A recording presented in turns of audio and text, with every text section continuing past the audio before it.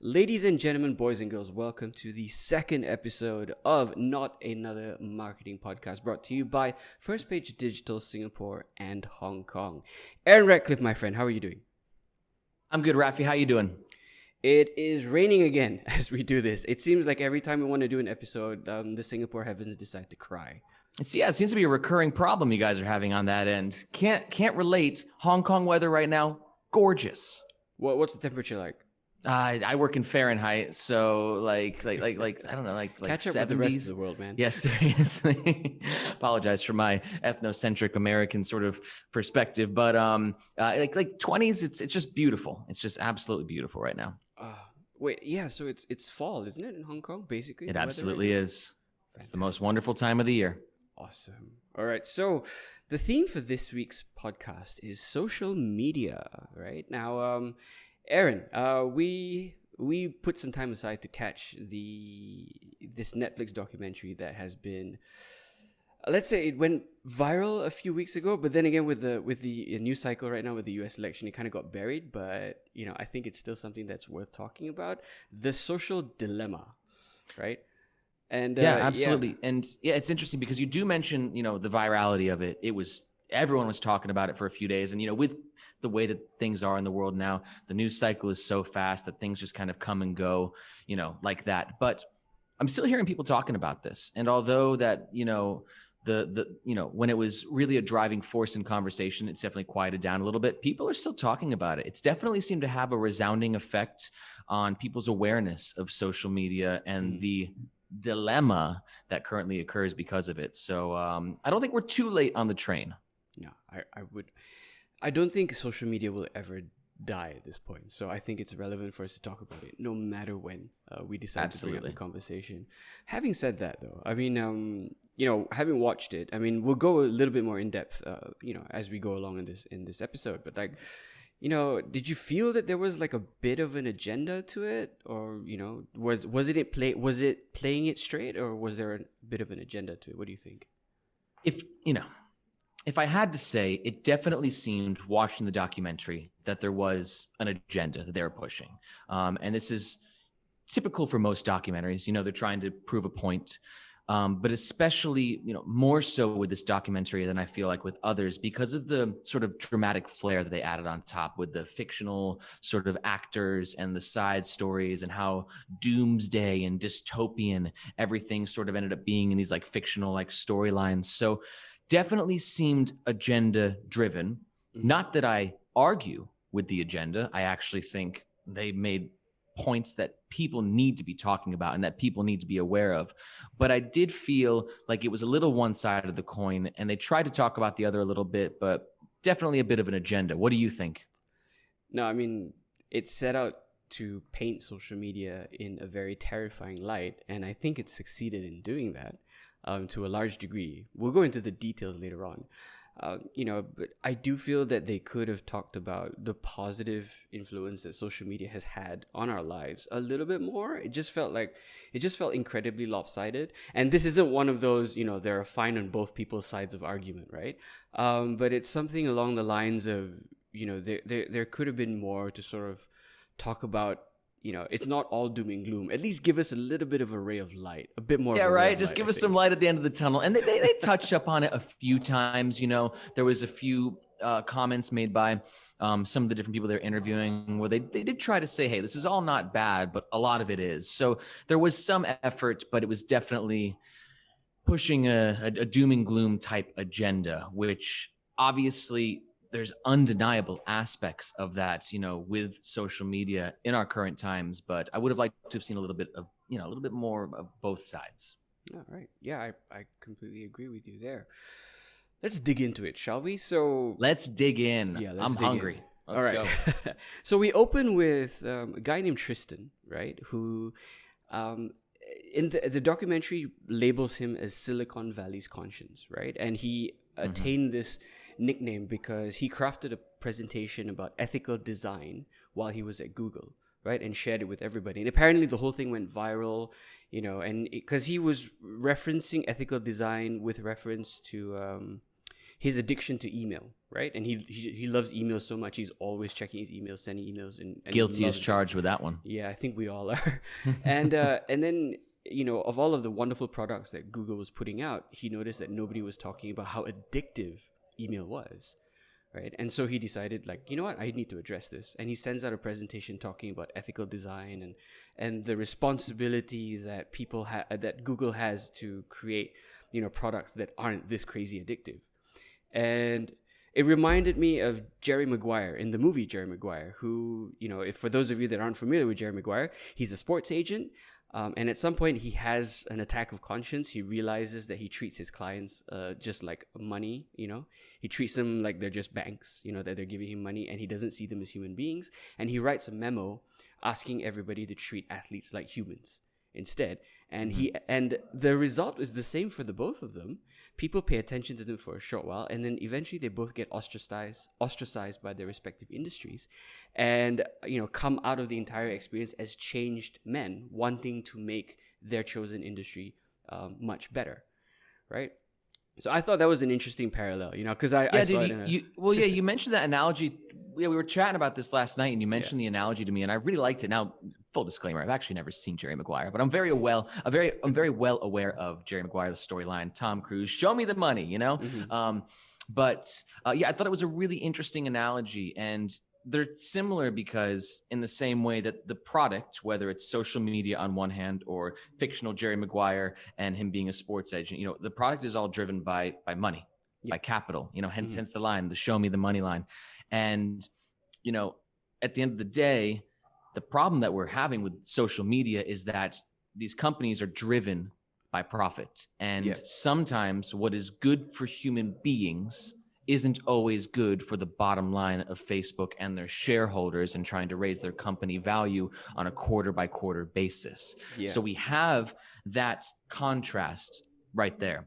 But that's a common thing with companies across the world, capitalism for its pros and its cons is driven by money, and that, creates competition, which creates better products. But the argument is that we've never seen a product that can affect civilization and culture on this scale. And that's the difference in this, is that this is so beyond anything else that we've experienced as a collective sort of culture and collective sort of just experience.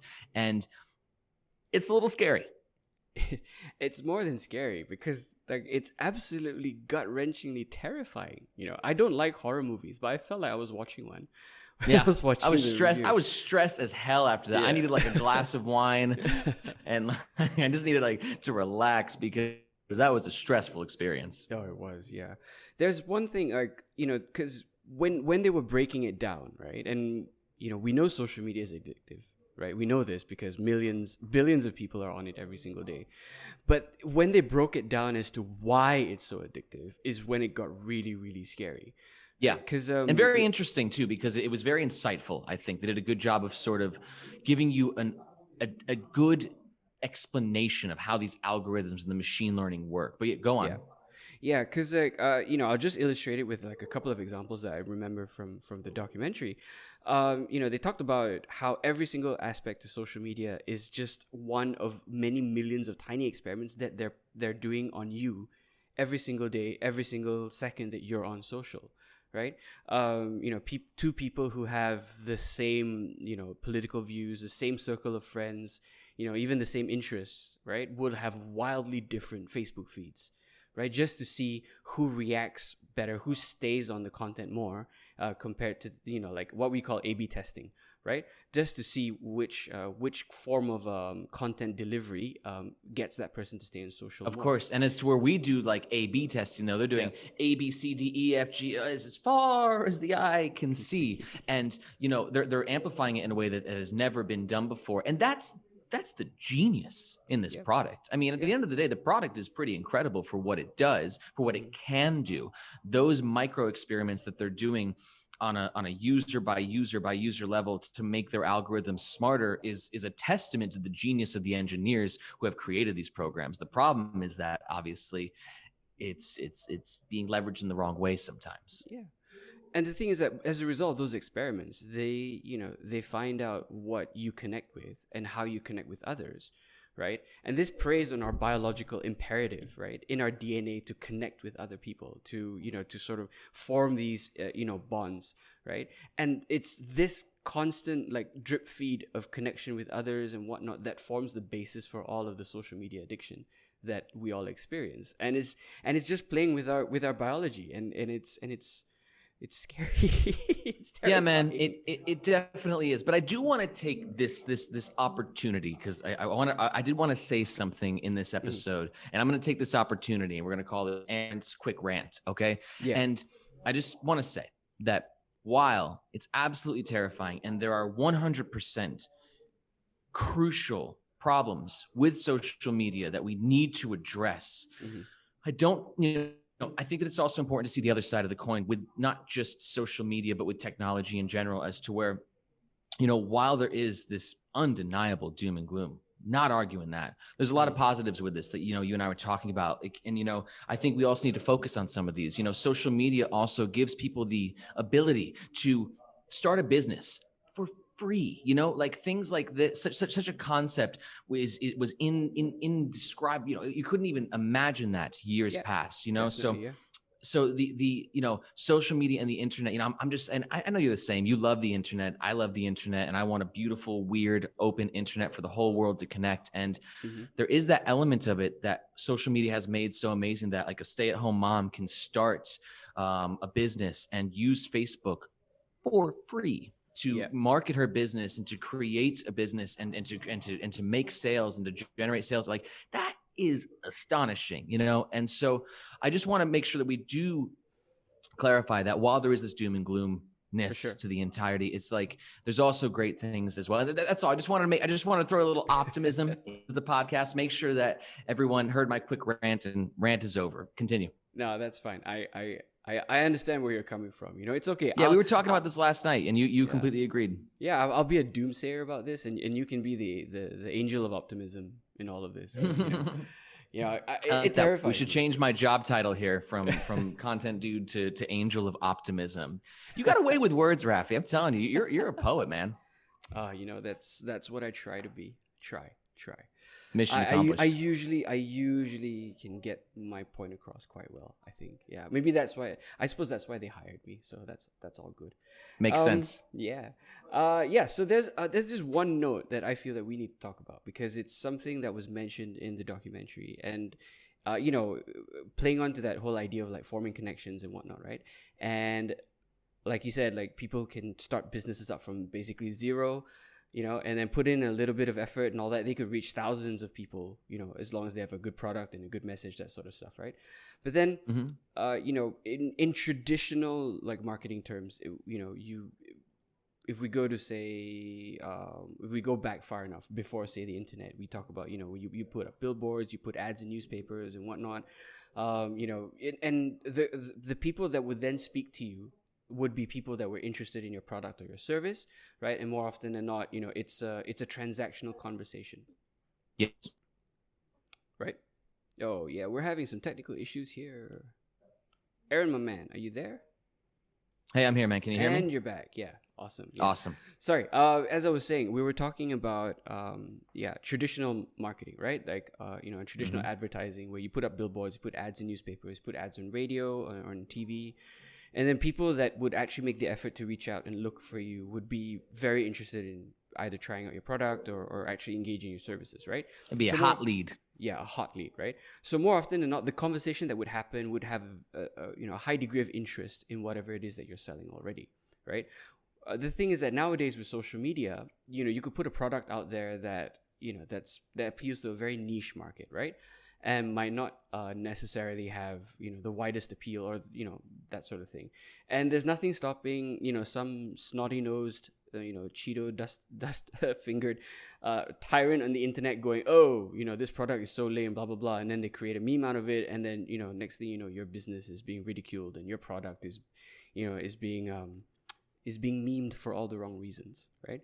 And that reminded me of something that was said in the documentary, where they said, we might have evolved to have higher brain functions, but have we evolved to absorb the fallout from knowing what 10,000 people think of us all at the same time? Quote. Yeah.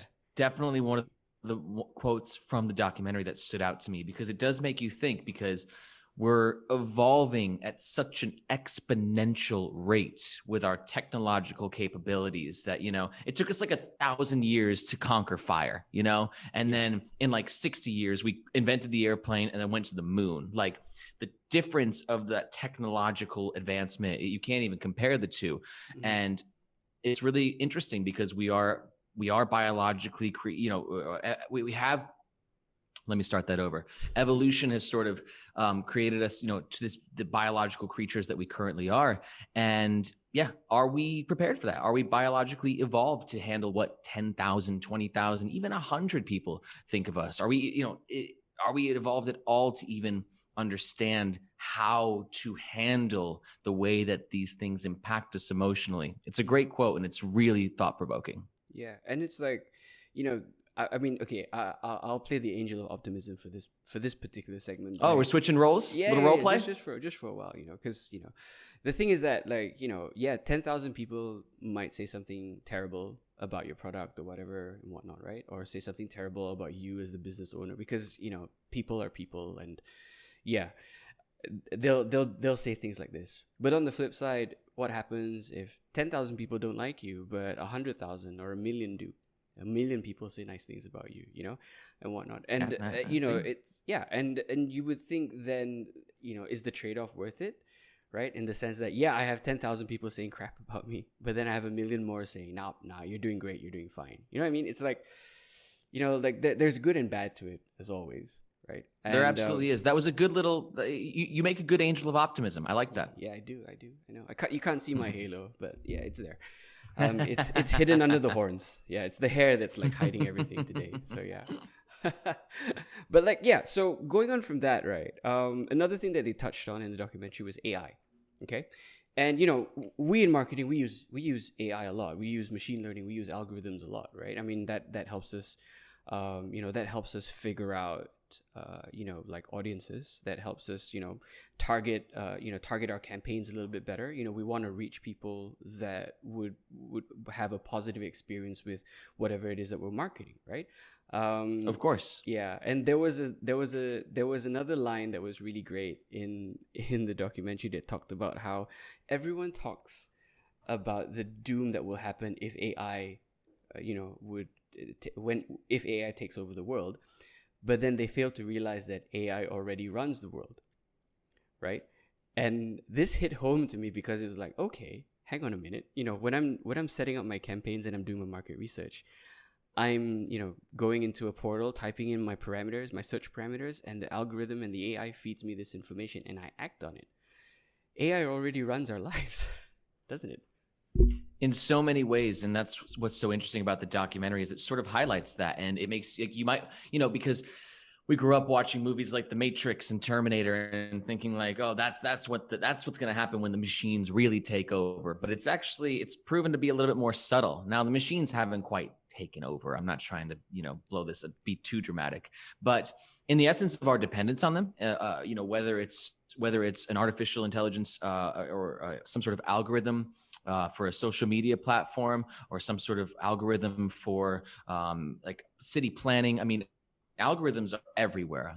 We are interacting with them on a day-to-day, hour by hour, minute by minute basis. Mm-hmm. And this documentary just sort of made you realize how we are actually engaging with these, like, and let's just use Facebook or social media as an example. And as we engage with them more and more, the algorithms increasingly grow smarter and smarter and more capable, knowing exactly what they want, the best type of content to put in front of you that can then lead to you being on the platform for more time, which then equals more ad revenue for the company. It's just a circle of life, and the AI gets smarter and smarter. So it's interesting because it's kind of already here in a lot of ways in terms of our dependence on these algorithms and this artificial intelligence.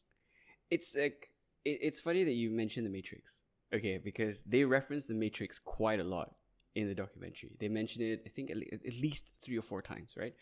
Now, this whole thing about AI, controlling our lives, and already running the world reminds me of an interaction between Neo and Counselor Hammond in the second movie, right? In The Matrix Reloaded, where they're down in the basement of the last human city of Zion, right? And they're looking at all these machines that are, purifying the water, purifying the air, recycling their waste product, all that stuff. And they have this very interesting conversation about, who controls who? Do the machines control us, or do we control the machines? And Neo says, no, we control the machines. We could shut them down at any time. The machines, they live and die according to what we want. To which point then Counselor Hammond says, yes, we could shut down the machines at any time. But if we do that, the city dies. Everybody in the city dies if we make that decision to shut down the machines. Mm-hmm. And Neo is left very uncomfortable by that conversation, and as was I at the time when it came out. As am I right now. Yeah, because this came out in 2002, this movie, and it's quite prescient when you think about it, like the themes that it was discussing back then, mm-hmm. And then we see how it applies now, and we think, okay, if we were to remove all the algorithms, they say we got rid of social media tomorrow, right? We got rid of all the algorithms, we got rid of all of the AI that helps us, with our campaigns and whatnot, right? What do you think would happen? Oh, wow. That is a really extreme hypothetical question. Yeah. I think that, we're definitely at a point in society where I think that we could live without AI. If it were to disappear overnight, mm-hmm. Hypothetically, I think that we'd be okay. But I think that as our dependency increases over time, and not just from a social media platform, just in terms of like everyday lives and things like I said, things like city planning are increasingly reliant on artificial intelligence in so many different industries. Everything's, you hear about, San Francisco and the Valley, and everyone's always talking about, proprietary algorithms. Everybody wants some proprietary algorithm for their software, which increases its intelligence over time. So I guess to answer your question, I think that we'd find a way to move on now, but 5, 10, 15 years in the future, our dependence is just increasing on these algorithms by the day. Yeah. I'm trying to figure out what would be good if we kept it and we somehow managed to get rid of all the bad bits, right? But then, that brings me on to something else that I recall, where one of the former Google employees that was interviewed by the documentary said that, we live in this very, very crazy time where it's a simultaneous utopia and dystopia at the same time. We've talked about all the bad stuff, the addiction, the AI, how our lives are slowly being run more and more by algorithms, how we seem to be losing control of that. But at the same time, if I needed to go from point A to point B, from one end of Singapore to the other, I just go out on the curb, I pull out my phone, I call a car, it's there in 5 minutes, and that's it. That's freaking miracle. Yeah. And you couldn't have done that 10, 15 years ago, right? No. That was not possible. No. And even more specifically towards our industry, the ability for us to do advertising on Facebook and create lookalike audiences. So we're ensuring that the people that we're marketing for and our clients are getting their products directly in front of people that are extremely interested in their product. That is so powerful, Yeah. And it's also interesting on the consumer side, because less and less am I being dealt ads that I'm not interested in, and more I'm being dealt ads and products that I am interested in, which as a consumer, I kind of like, I don't, there was commercials that I just didn't care about. It seemed like it was a waste of money on me, but I'm getting a lot of, these days we're getting more and more used to direct sort of ads being placed in front of us. Mm-hmm. And I just rather see ads of products that I'm interested in versus ads of products that I'm not interested in. That's just my opinion. I'm not sure, but so that's one of the other positive ends. So on the marketing side, it has given us incredible tools to be able to target people. And that's the key word right there, is targeting, whether it's Facebook ads, Instagram ads, TikTok ads, Google ads. The ability to sort of target an audience has been great for our industry and great for the return on investment from our clients. Yeah. And, I think for people as well in that sort of, scenario where they're being served, content and products and, services that they're actually interested in, for me, it's it's sort of, and I think this happened, when Facebook first changed their first major algorithm change sometime in 2016, 2017, leading into 2018, when they talked about what, the way that they were changing how to serve ads, for example, right? And they would prioritize, people's conversations and whatnot. That meant that the ad space, that was being served to people was definitely less.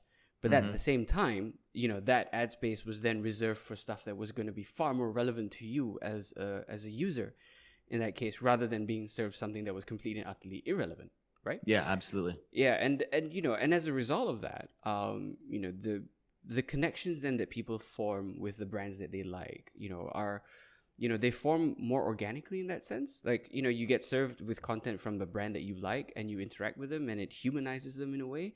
And that that, of course, obviously for our industry, that's great, because that means that they're far more likely to become not just followers of our brand, but actual customers. Absolutely. Yeah, and to me, that's a great thing, because one of the most tiring things about early age, well, I wouldn't say early, more like the .com boom in the 2000s, mid 2000s as well, right up until Facebook and all of these networks came out in the late 2000s, it was so exhausting surfing the internet, and not just from a perspective of the actual physical time it took to go from one website to another, because dial up, or like early broadband, but more than the fact that your web experience was greatly diminished by the amount of pop-up ads you had to deal with, the amount of ads that would appear on the pages that you were surfing through, and how these things, just generally made your surfing experience even more exhausting than it already was because of the slowness of the speed, right? And then you have social media with its clean lines, and its A/B testing in terms of like what shade of blue you might like, all these things, and you're served with content that you actually like, and you're served with products you might actually be interested in, versus the scattergun approach that happened before. So I think that's definitely a good thing, not just for the industry, but for consumers as a whole, and that's what social media has given us. Absolutely. Yeah. But speaking of which, right, and we're talking about profit here, and I'm gonna pivot this. I'm gonna segue. It's gonna be a lovely segue. We talked about a little bit earlier on about how these, obviously all of these social media networks are for profit, right? And it's in their interest to make sure that people stay on the platform and do their shares, their comments, their retweets, whatever, right? So an interesting statistic that came out from the documentary Social Dilemma was that bad news travels 6 times faster than the truth on Twitter, right? And the documentary makes the claim, or at least someone in the documentary makes the claim, that the system is biased towards lies because the truth is far more boring and doesn't make as much money, right? And I find that and this then leads on to why conspiracy theorists and people who like things like QAnon have such sway over people, is because people think that everything that's being served to them is a lie. That's their automatic default position, and so they go looking for the truth, even if the truth itself isn't necessarily factual in any way, shape, or form, right? Like, how do you feel about that? Like, is this why conspiracy theories in this day and age are like doing so much better than they were before? It has to be, right? Because they even mentioned this in the documentary where they were talking about, if you click on a flat Earth video on YouTube, the likelihood of you getting served a Pizzagate video is amplified by 1,000.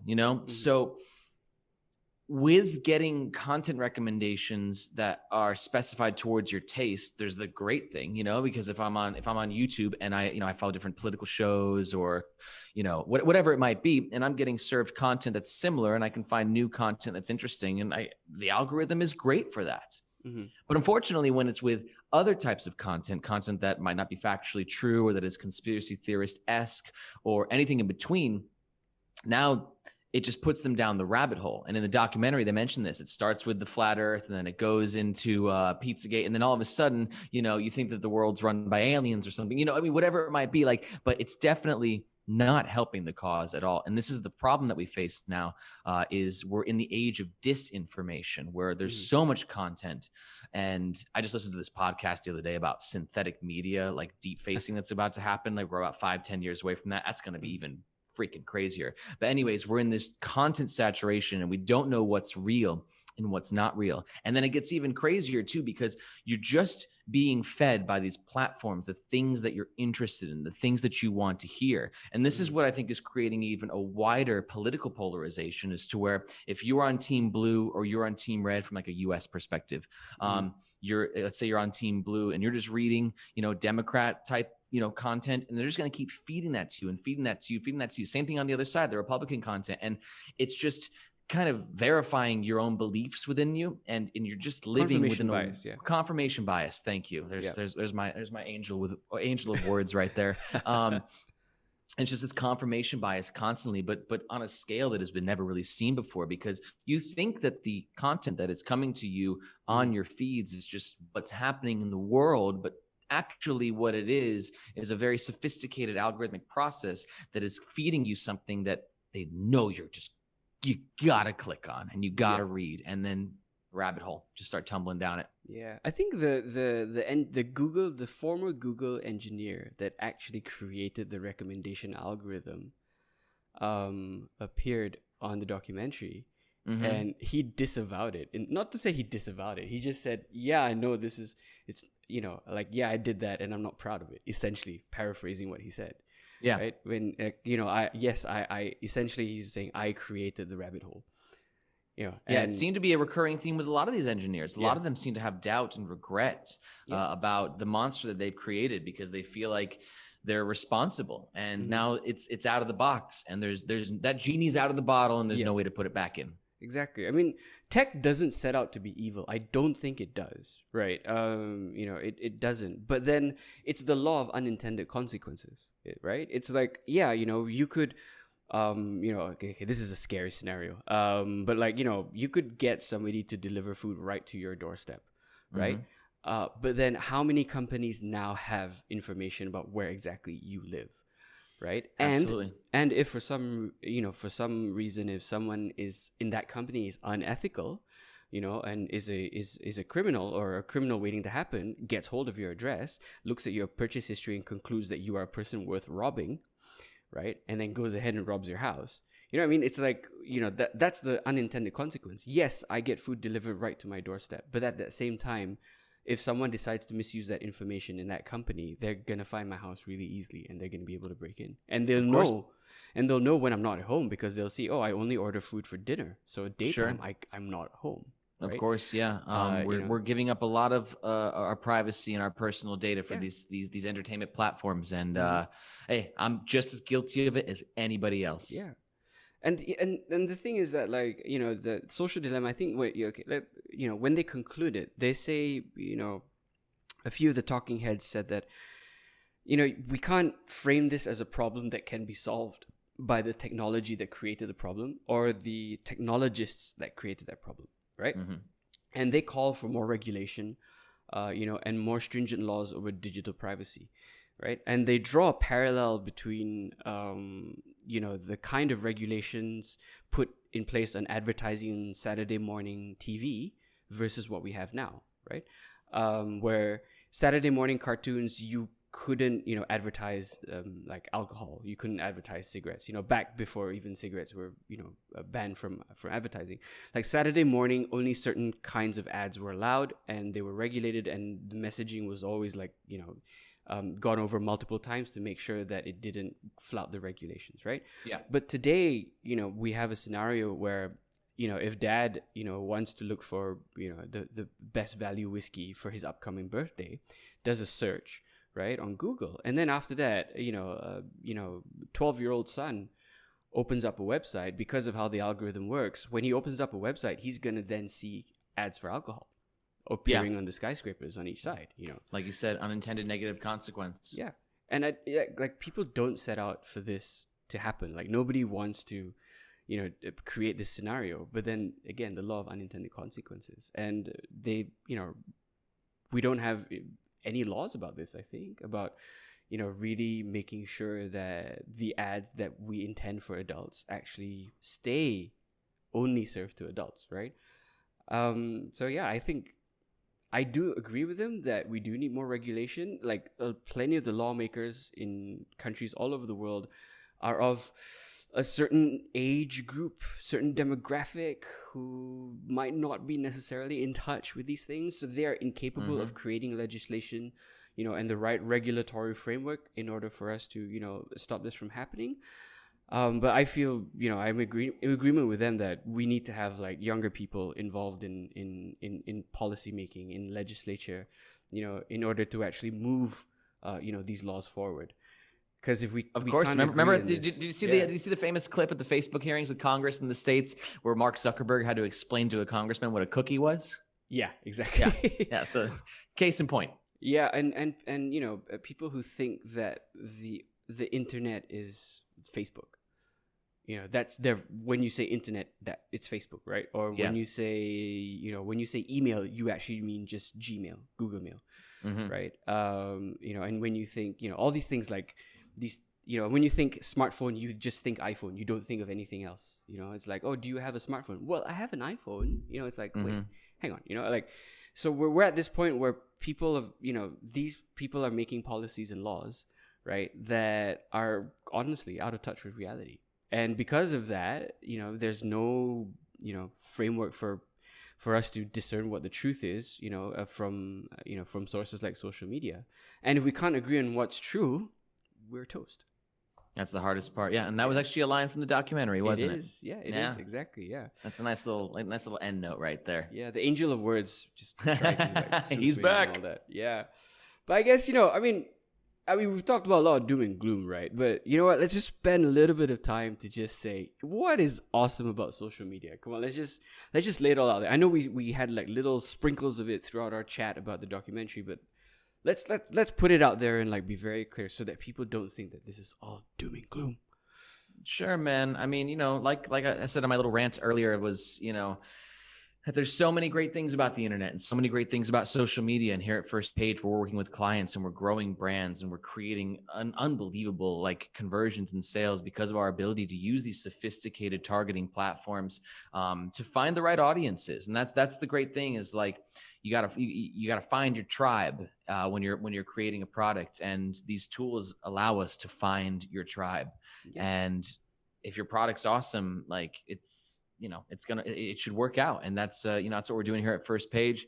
And it's just really exciting to see that. And that's one great thing about social media. And then the ability to create a business with zero funding, the ability to, start a business from the ground up and just allow, it's free. It's absolutely free to use these platforms. Yeah. So, it's absolutely amazing. And then just, the convenience and the entertainment process. I love Reddit. Reddit, it probably sucks in a few too many hours of my life per week, but it just entertains the living hell out of me. So there is that aspect as well where these out, TikTok is blown up.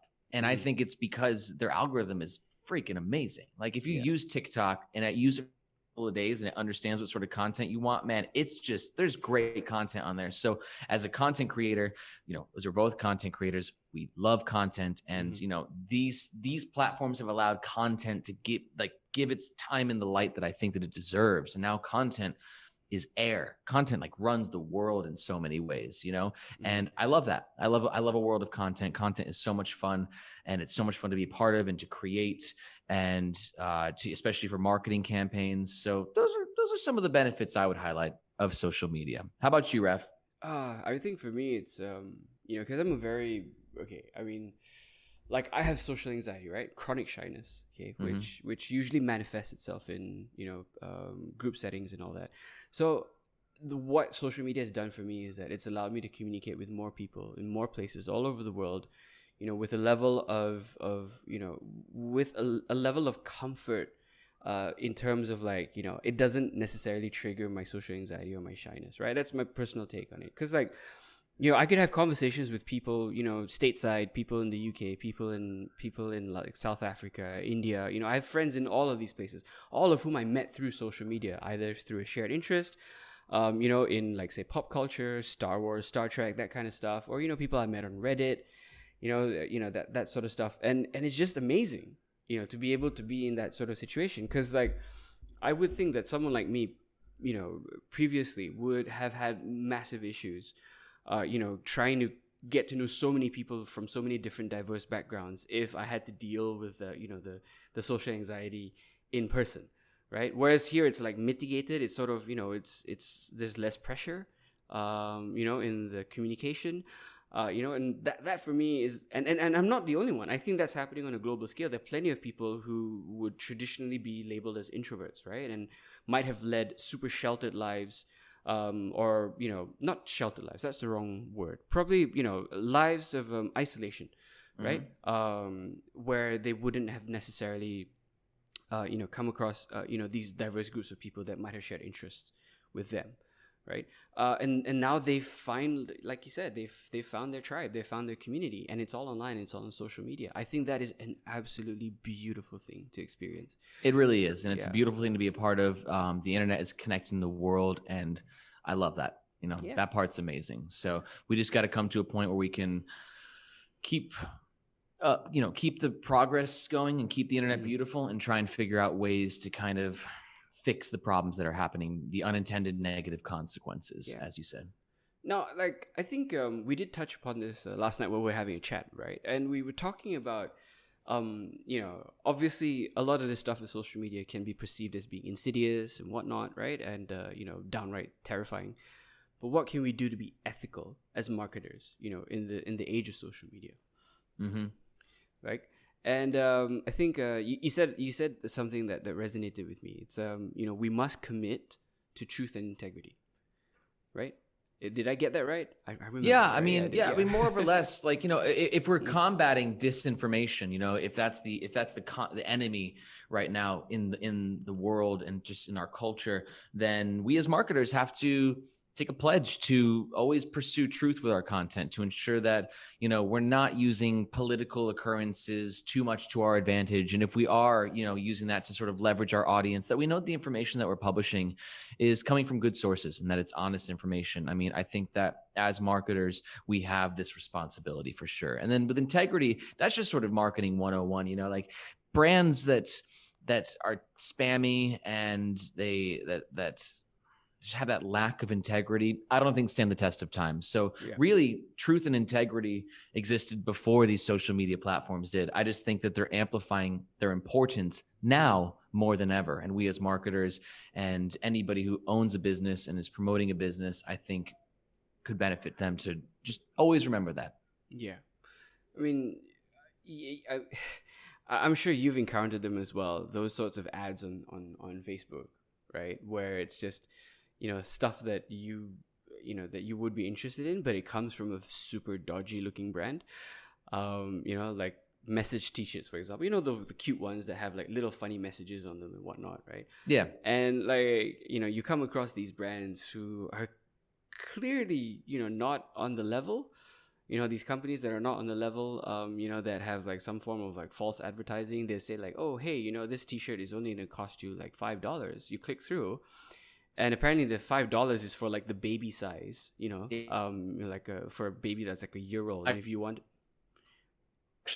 we're having some issues with the internet. And then shipping and handling is an extra $26, and then that $5 t-shirt ain't really $5. Yeah, and then you find out that the baby size is $5, shipping is like $25. If you want the adult t-shirt, it's $25 on top of the $25, and you're like, man, come on, it's just.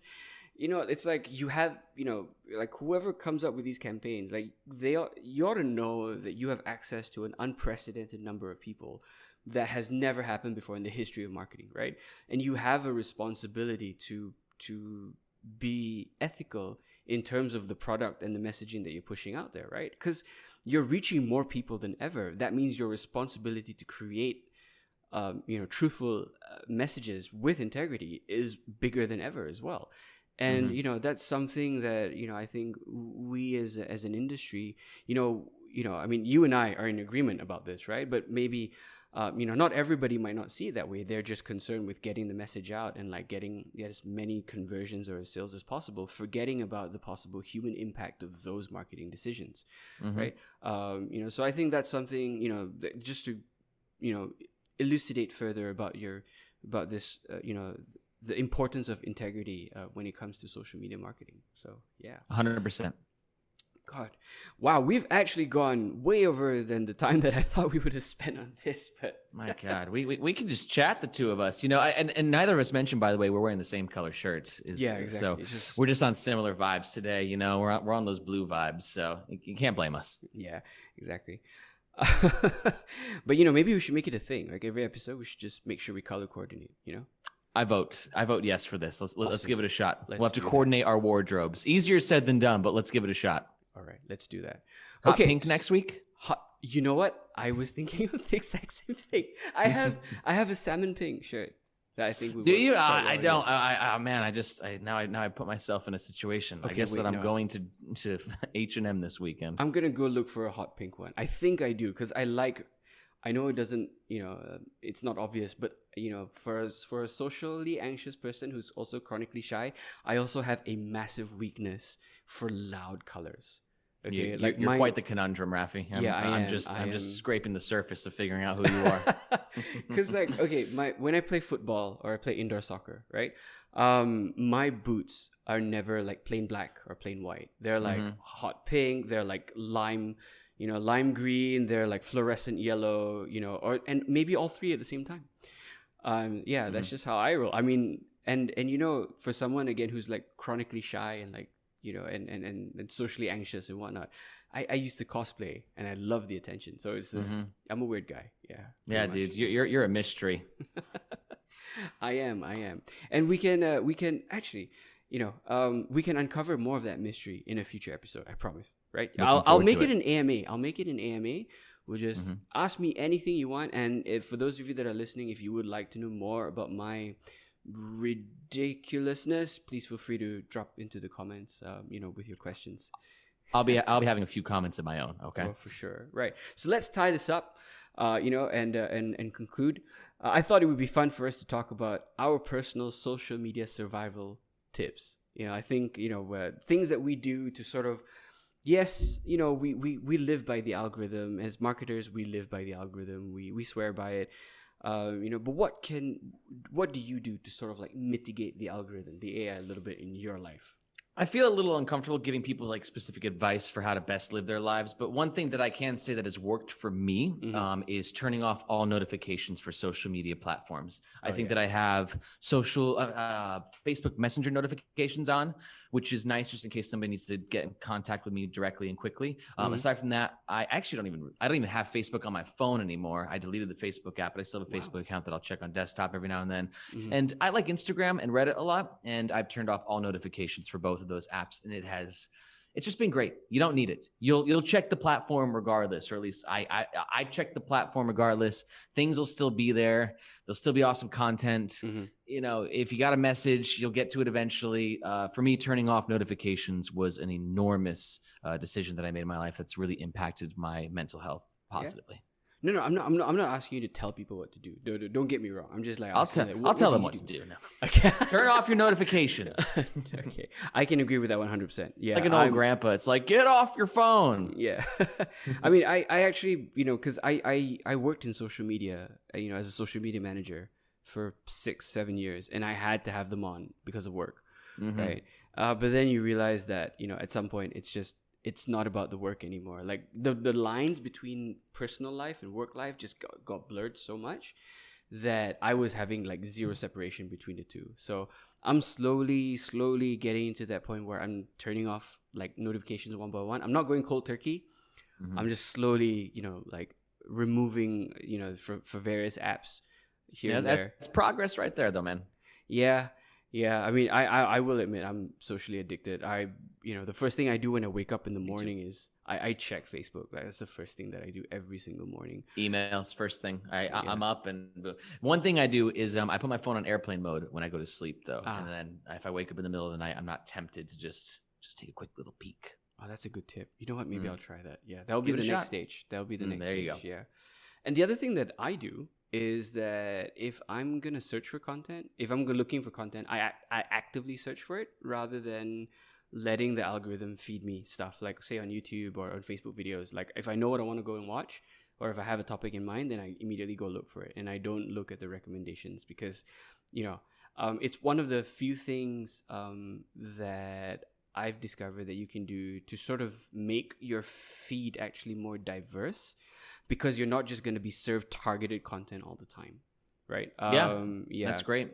Because take the power back, right? Yeah. So, for example, if you're on YouTube, like, in my case, it's like maybe 8 times out of 10, 4 times out of 5 when I'm on YouTube, I won't click on a recommended video. I'll just go look exactly what I want to look for. Or if I have content creators that I follow, I know exactly when they've updated something, then I'll go and look for their videos, right? That 1 time out of 5, I will then click on a recommended video that might not be out of my usual circle of content creators that I follow, for the simple reason that, because the YouTube algorithm has a more general look at my browsing habits. I get served a far more diverse feed, because I'll have like a tech YouTuber, and then I'll have Formula One, I'll have soccer, I'll have K-pop, I'll have BTS, all of these things.